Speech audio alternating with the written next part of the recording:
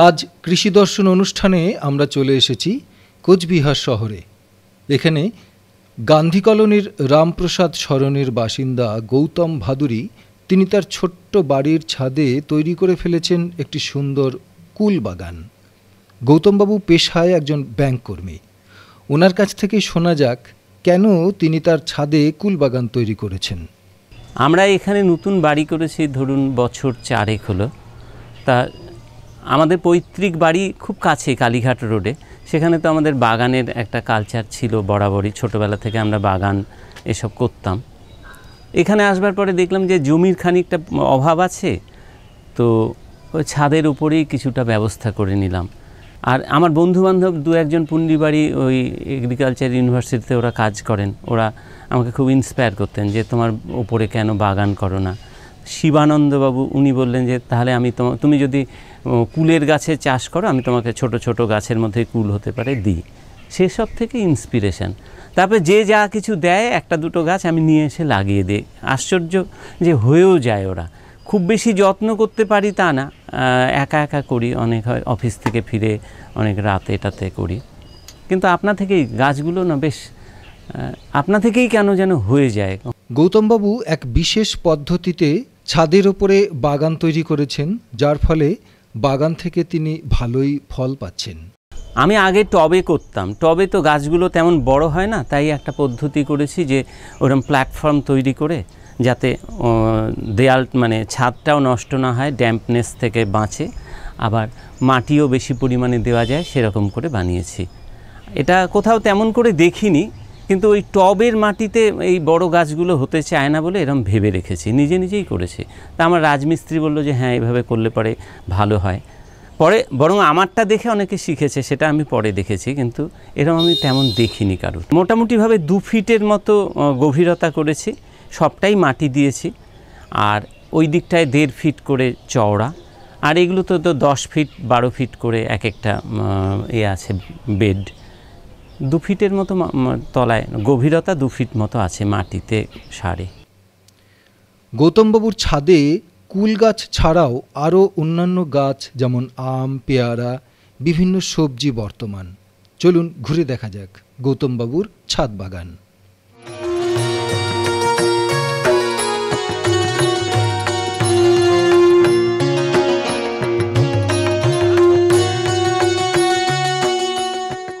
এই কুল গাছগুলো দিয়েই আমার বাগানটা আমি শুরু করেছিলাম। তো প্রথমে খুব ছোট ছোট ছিল, তারপরে তো আস্তে আস্তে সব বড় হয়েছে। এগুলোকে যত্ন করতে করতে কি হয়, এগুলো খুব বড় হয়ে যায়। তারপরে মাঝে মাঝে ডাল কেটে দিয়ে মোটামুটি একটা জায়গায় রাখা হয়। আর কুলের পাশাপাশি দেখলাম যে জায়গা যখন আছে তখন 2-1 আম, তারপরে ছোট লিচু গাছ, এরা খুব বেশি বড় হয় না, ওরা আমাকে সেরকমভাবেই দিয়েছে। আর এই করেছি আম গাছ, লিচু গাছ। গৌতমবাবু ফল গাছগুলি বিশেষ প্রজাতি চয়ন করেছেন। একদিকে ফল গাছগুলি বেশি বড় হচ্ছে না, কিন্তু ফলন বেশ ভালোই হচ্ছে। মুখ্যত আমার এখানে কুলের চাষটাই বেশি, কারণ আমি যখন শুরু করেছিলাম তখন কুলেতেই বেশি করে উৎসাহিত করেছিলেন আমার অধ্যাপকরা। তারপরে অল্প অল্প করে ওই পেয়ারা গাছও নিয়ে এসেছি, কিছু 2-3টে পেয়ারা গাছ এরকম নিয়ে এসেছি। এরা খুব বেশি বড় হয় না, এবারে ছেটে ছুটে দিলে পরে মোটামুটি 4 ফিটের মধ্যে এদেরকে আটকে রাখা যায়।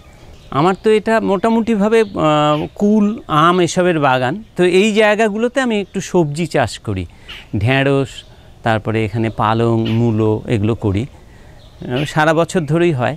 ঢেঁড়স গাছ তো এখন সব বৃষ্টিতে সবার নষ্ট হয়ে গেছে, একটা গাছ কেমন করে যেন টিকে আছে আমার।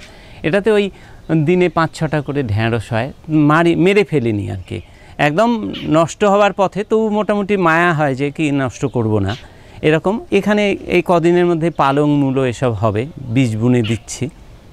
তারপরে মোটামুটি সবজির জন্য 2-1 বেড রেখেছি ওই দিক, এরকমই আর কি। তারপরে সর্ষে বুনে দিলেই হচ্ছে ভেবে ভাবলাম যে অসময়ে দেখি তো এই তো সর্ষে হয়ে গেছে, হবে, এখান থেকে বীজ হবে, আবার সেই বীজই এখানে বুনে দেবো, আবার হবে। একটু উন্নত জাতের সর্ষে হলে বেশ অনেক বড় হয়, মানে একদম লাগাম ছাড়া লম্বা হয়ে পড়ে। এবং এক একটা গাছে ভালো ভালো বেশ মোটা দানার সর্ষেও হয়। তো এই বাগানটাকে এখনও হয়নি, শীতের সবজিগুলো এই দুটো বাগানে মানে এই বেডে করা হয়। এখন এই পুরনো গাছগুলো আছে, তার থেকে কিছু কিছু ফল দিচ্ছে। ডাঁটা হয়, খুব ভালো ডাঁটা হয়, বুনে দিলেই হয়, তেমন খুব বেশি যত্ন যে করি তা না, এমনি বুনে দিলে পরেই কিছু একটা হয়ে যায়। গৌতমবাবু পেশায় ব্যাংককর্মী ছাড়াও তিনি একজন বিশিষ্ট কবি। সময় পেলেই নিজেকে নিয়োজিত করেন কবিতা লেখায়। ইতিমধ্যেই তার কবিতা বিভিন্ন পত্রপত্রিকায় প্রকাশিতও হয়েছে। আসলে আমার পরিচয়টা ব্যাংকের ক্ষেত্রে একটু ভিন্ন রকমের। অনুষ্ঠান সঞ্চালনার জন্যই আমার বেশি ডাক পড়ে। ব্যাংকের বিভিন্ন কালচারাল ফাংশনগুলো, অফিসার্স অ্যাসোসিয়েশনের বড় বড় অনুষ্ঠানগুলোতে আমাকে ওরা সঞ্চালক হিসেবে নিয়ে যায়। পাড়াতেও বিভিন্ন ক্লাব, নাট্যানুষ্ঠান ইত্যাদিতে সঞ্চালনার দায়িত্বই আমাকে বেশি ডাকে। সেটা অবশ্য আমার খুব আনন্দের কাজ। স্বচ্ছন্দে এই কাজটি আমি করেছি বরাবর, বা এখনও করি। তার পাশাপাশি আমি কিছুটা সাহিত্য চর্চা করি, একেবারেই ব্যক্তিগত। তো ব্যাংকের কাজের মধ্যে তো ব্যাংকের মানুষরা সত্যিই সময় পান না, তার মধ্যে থেকেও কজন করেন, আমিও করি। দুটো একটা কবিতা গল্প মাঝে সাঝে ছাপা হয়। উত্তরবঙ্গ সংবাদে, ওদের পুজো সংখ্যাতে, তারপরে কলকাতার বিভিন্ন পত্রিকায় নবধারা, শুভম সাময়িকী, পূর্ব ভারত প্রসঙ্গ, তারপরে দেশেও আমার নিয়মিত কবিতা ছাপা হয়। অন্তত বছরে কয়েকটা কবিতা ছাপা হয়। আনন্দবাজার পুজো সংখ্যায় কয়েক বছর ধরে আমার কবিতা ওরা নিচ্ছে। এটা বেশ ভাবতেও ভালো লাগে। তবে তেমন করে বলার কিছু না, কবিতার সংখ্যা আমার খুবই কম, লেখার সময়ও খুব কম পাই। অন্যান্য কাজের ফাঁকে ফাঁকে একটু একটু লিখতে ভালো লাগে, তাই লিখি। কবি হিসেবে তেমন পরিচিতি তেমন নেই।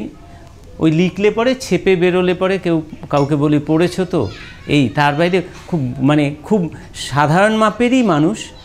কবিতা টবিতা লিখতে ভালো লাগে, লোকে সঞ্চালনার জন্য ডাকে, নাটকের অনুষ্ঠান হলে ডাকে, কবিতা আবৃত্তির জন্য একটু একটু ডাকে।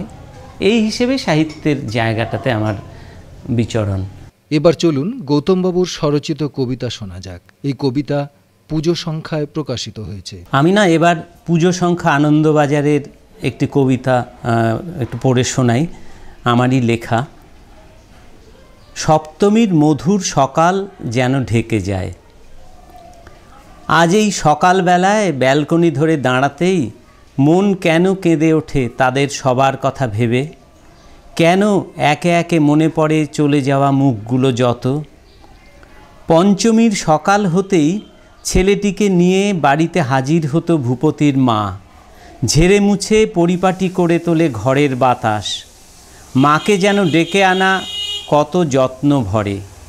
বিনিময়ে বরাদ্দ রয়েছে তার পুজোর শাড়িটি লাল পাড়, বছরের শ্রেষ্ঠ আশীর্বাদ। ধুলোমাখা ছেলেটি তাহার বেলুনের ছেঁড়া ত্বক কুড়িয়ে কুড়িয়ে ক্লান্ত যেন দিন শেষ হলে। কাশিম আলী দাদু এসে প্রথম গরুর দুধ যত্ন করে এনেছি মা, তুলে রাখো, লাগে যদি মায়ের পুজোয়। নিতান্ত গরিব, তবু কুণ্ঠা কত মূল্য নিতে তার। কতবার সে কথায় অভিমানে চলে গেছে বালকের মতো। বুড়ি পিসি বিজয়ার বিকেল হতেই টিন ভর্তি মোয়া আর নাড়ুর বয়াম খুলে ডেকে ডেকে তুলে দিত সকলের হাতে, শিশুবৃদ্ধ নির্বিশেষে, যেন ঠিক জননীর মতো। বাবা ও মায়ের মতো সকলেই তারা চলে গেছে পৃথিবীর প্রতি যেন ঘোর অভিমানে। তবু এই সপ্তমীর মধুর সকালে তাদের সবার কথা মনে হয় কেন? বৈধব্যের শেষ কটা দিন তবু বুড়ি পিসি এসে বিলিয়েছে স্নেহের প্রসাদ। তারপরে একদিন ভূপতির মায়ের মতোই সেও চলে গেছে দূরে ওই মেঘেদের দেশে, বাবা, মা এবং বৃদ্ধ কাশেম আলী দাদুর মতন। মায়ের যাবার দুঃখ বুকে চেপে ভূপতিও অবশেষে সব ফেলে রাজস্থানে জীবনের কঠিন সাধনা। আজ এই সপ্তমীর মধুর সকালে কেন শুধু মনে পড়ে সেই সব চলে যাওয়া প্রিয় মুখগুলো? মেদুর মনের চারপাশে ভিড় কেন করে যত স্মৃতির মেঘেরা? দূর থেকে ভেসে আসা চণ্ডীপাঠ ঢেকে যায় না বোঝা স্বপ্নের আবরণে, নিয়ে যায় দূরে যেন কোনো এক অসীম শূন্যের মাঝখানে, কে জানে। যতদিন থেকে গৌতমবাবু বাড়ি তৈরি শুরু করেছেন ততদিন থেকেই বাগানও তৈরি করছেন। এগুলো যখন শুরু করেছিলাম তখন তো বেশ এনার্জি নিয়ে শুরু করেছি, পরে বেশ দেখতাম বেশ পরিশ্রম হয়, সময়ের খুব অভাব, ব্যাংকে কাজ করে সময়ই পাওয়া যায় না, তো বেশিরভাগটা না রাতের দিকে করতাম। অফিস থেকে বাড়ি ফিরে হয়তো রাত 8টায় অফিস থেকে ফিরলাম, ফিরে প্রথমেই বাগানে চলে আসতাম, এসে যাই হোক কোন গাছের কি যত্ন দরকার, অন্তত জলটা না দিলে ওরা তো আর নিজেরা নিতে পারবে না, এরকম একটা ভাবতাম, ছুটে ছুটে দিতাম। তারপরে অনেক দিন এরকম যে অফিসের জুতো জামা খুলেই দৌড়ে প্রথমে বাগানে, প্রায়ই তাই হতো। একটু পরিশ্রম হয়, তাও গড়ে ঘন্টা দুয়েক তো দিনে, সকালে আর রাত্রিরে মিলে দিতে হয়। সকালের জলটা খুব ভোরে ঘুম থেকে উঠে দিয়ে তারপরে নিজের কাজকর্মের জন্য ব্যস্ত হয়ে পড়ি। আবার এখানে এসে যখন তেমন জরুরি সাহায্য নেবার হলে আমার স্ত্রী আছেন, আমার ছেলে আছে, তাদেরকেও বলি যে আজকে একটু হেল্প করো। এরকমভাবে একটু না সময় দিতে হয়, গাছগুলো যত্ন না করলে নিজেরও মনে হয় কি যে আমি এরকম খুব রোদ্দুর উঠলে পরে যেমন মনে হয় কি গাছগুলোতে তো সেকেন্ড টাইম জল দেওয়া হলো না, ব্যাংকে বসে বসেই সেরকম ভাবতাম। তাড়াতাড়ি করে ছুটি করে এসে অন্তত গাছে জল দেওয়ার ব্যাপারটাতে খুব মানে সেন্সিটিভ থাকতে হয় আমাকে। একটি ছোট একফালি ছাদকেও চাষবাসের কাজে ব্যবহার করে একজন ব্যক্তি এর থেকে ভালোই উপার্জন করতে পারেন। এই গাছগুলো তো এক বছরে একবার ফল দেয়। আমি একটা গাছে দেখেছি অসম্ভব ফল হয়, সেটা একটু বুনো কুলের মতো দেখতে, কিন্তু মিষ্টি, ওই বাউকুল এরকম খুব ফল দেয়। আমি তো মোটামুটি 1000-5 কুল গুনে গুনে তো আর এরকম করিনি, দেখে গাছ ভর্তি কুল হয়ে গিয়েছিল। আর অন্যান্য এই যে আপেল কুল জাতীয় কুলগুলো, এগুলোতে হ্যাঁ অনেক কুল হয় গো। ধরুন আমি তো প্রত্যেকটা গাছে 5 কিলো করে পেয়েছি প্রথম বছর, দ্বিতীয় বছর আর একটু বেশি। আমার ধারণায় যে ফুল এসে গেছে, এবার আরও বেশি হবে, গাছগুলো বেশ বড় সড়ো হয়ে গেছে, আরও হবে, অনেকটাই হয়। এক একটা গাছে 5 কিলো করে কুল কিন্তু পাই, এটা কিনতে হয় না। আরও যত্ন করলে আরও কটা কুল গাছ লাগালে মানে এরকম হয় যে কমার্শিয়াল কিন্তু একটা সাকসেস এর আছে। আমার হয়তো সেরকম কমার্শিয়াল ভাবনা নেই, কিন্তু চাইলে পরে এটার কমার্শিয়াল সাকসেস একটা পাওয়া যেতে পারে অনেকটাই। অন্তত আমার কিনে খেতে হচ্ছে না, লোককে দেওয়ার সময় নিজের গাছ থেকে দিতে পাচ্ছি। কুল, পেয়ারা এগুলোতে খুব সাশ্রয় আসে। পরিশ্রমের চাইতে আশাটা অনেকটা বেশি হয়, এটা আমি দেখেছি। পরিশ্রম করি, খানিকটা যে করি, অনেকটাই ধরুন করলাম, কিন্তু তার রিটার্নটা যে অনেকটা আসে সেটাও সত্যি কথা। বেশ মাঝে মাঝে মনে হয় বাহ অনেক পেয়েছি, এরকম মনে হয়। আর কিছু না হোক অন্তত সিজনে তো এগুলো কিনে নিজের পরিবারের জন্যে, তারপর কারুরকে দেয়া টেয়া এগুলোর জন্যে সেটার প্রয়োজন হয় না, তা থেকেও অর্থের সাশ্রয় হয়। উপার্জনের কথা ভাবলে অনেকে কিন্তু এটা করতে পারেন।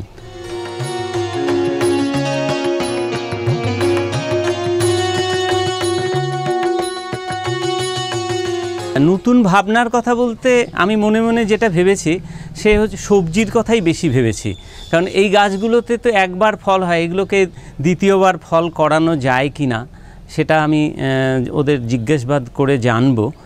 আর সবজির ক্ষেত্রে ভেবেছি কি অসময়ে কিছু কিছু সবজি সারা বছর ধরে লঙ্কা এরকম করা যায়। যেমন আমি এখন সর্ষের চাষ করেছি একটু আধটু, আমি দেখলাম যে সর্ষেটা কিন্তু হচ্ছে। ছাদের উপরেই সম্ভব এগুলো, হয়তো মাটির বাগানে সেটা সম্ভব নয়। ওপরে একটু শেড দিয়ে সেরকম করে করলে অসময়ে কিছু কিছু আমি যেমন সারা বছর ধরে মূলো, পালং, ডাঁটা এগুলো করতে পারি যে কোনো সময়ে, সেই সুযোগটা কিন্তু আছে। ছাদের বাগানে, ছাদে যদি কেউ যত্ন করে সেই সুযোগটা সে নিতে পারবে। আর আমার ক্ষেত্রে মনে হয় কি বাগানের বেডগুলোকে আর একটু যদি বড় করতে পারি তাহলে সবজির চাষটা ভালো হতে পারে। কারণ এগুলো তো মানে ঘন ঘন পরিবর্তন হয়, বেডটা বড় করলে ওরা একটু জায়গাও পায়, অনেকটাও করা যেতে পারে। পালং, মূলো, ডাঁটা, ধনেপাতা এগুলো সারা বছর ধরে তৈরি করা যেতে পারে, এটা আমার মনে হয়েছে এবং আমি এবার থেকে সেটা করা শুরুও করে দিয়েছি। কি করে সময়কে সঠিক ব্যবহার করে ইচ্ছাশক্তি ও পরিশ্রমে একজন ব্যক্তি অসাধ্য কাজকেও সাধন করতে পারেন তা গৌতমবাবু আমাদের হাতে কলমে দেখিয়ে দিলেন।